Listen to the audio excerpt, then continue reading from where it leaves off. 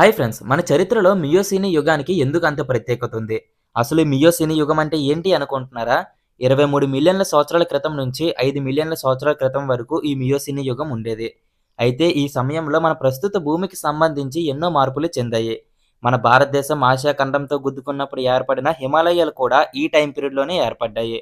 And even ఇప్పుడు మనం చూస్తున్న చాలా కాంటినెంట్స్ ఈ టైం పీరియడ్‌లోనే కదులుతూ ఒక స్థిరమైన చోటికి చేరుకున్నాయి. కేవలం అంతే కాదు, అప్పటి వరకు వేడిగా ఉన్న వాతావరణం అనేది ఈ యుగంలో కొంచెం చల్లగా మారింది.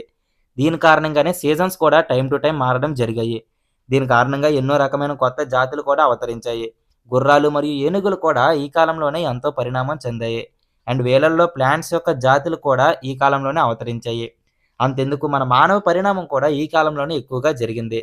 వీటన్నిటికి గాను ఈ కాలాన్ని ఎంతో ప్రత్యేకంగా మనం చూస్తాము. మరి దీనిపై మీ అభిప్రాయం ఏంటో కామెంట్ చేయండి. అండ్ ఇలాంటి హిస్టరీకి సంబంధించి మరిన్ని వీడియోస్ తెలుసుకుందాం అనుకుంటే మన ఛానల్‌ని ఫాలో అవ్వడం మర్చిపోకండి.